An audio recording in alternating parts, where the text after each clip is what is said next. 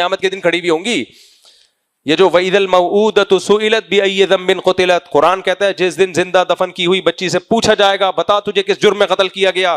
اس آیت کی تفسیر میں علماء نے لکھا ہے کہ وہ بچیاں بھی داخل ہیں جن کو ماں کے پیٹ میں گرایا گیا ہے، کیونکہ حمل جب پورا مکمل ہو جاتا ہے اور پتہ چل جاتا ہے کہ لڑکا ہے یا لڑکی، اس کے بعد یہ گرانے کا عمل ہوتا ہے.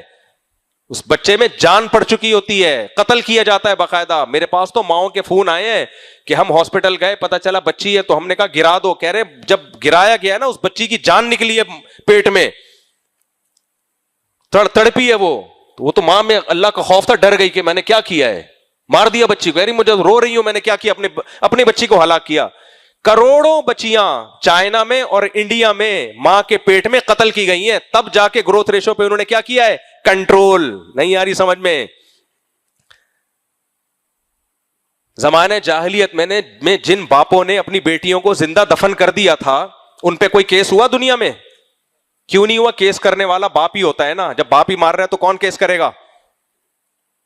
تو ایسے ہی میرے بھائی یہ تو بچیاں دنیا میں آئی نہیں کہ اپنے باپ ماں اور باپ کے خلاف کیس کرتی. دنیا میں کوئی قانون نہیں ہے ان کی سنوائی کرنے والا.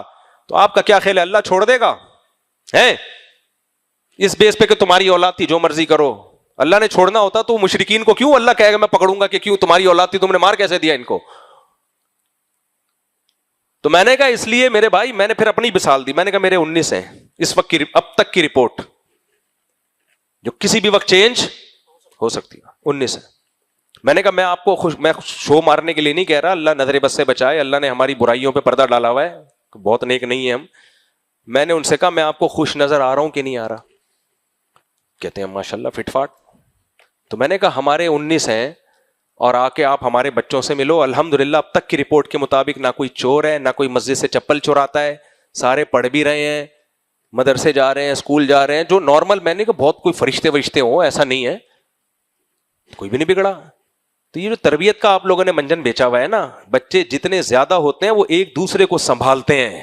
ہمارے تو بڑے بھائیوں نے ہمیں پالا ہے، ابا تو آفس میں ہوتے تھے، بڑے بھائی کے چماٹے کھائے ہیں ہم نے، جس کی وجہ سے آج تھوڑے بہت ٹوٹے پھوٹے انسان کے بچے بنے ہوئے ہم. کیونکہ نئی جنریشن کو نئی جنریشن سمجھتی ہے. ابا پرانے ہو جاتے ہیں، ان کو نئی بچوں کی شرارتوں کا، بھائی کو پتا ہوتا ہے کہاں سے بگڑے گا یہ. پھر بیٹیاں ہیں ان کے بھائی نہیں ہیں، وہ بیٹیاں سسرال میں ظلم ہوتا ہے. ایسے کئی کیسز آ رہے ہیں، خاتون آئی میرا سسرال ظلم کر رہے ہیں. میں کہ تمہارے بھائی چاچے کہیں ہیں ہی نہیں، دادا کی ایک یعنی ایک آدھ تھا تو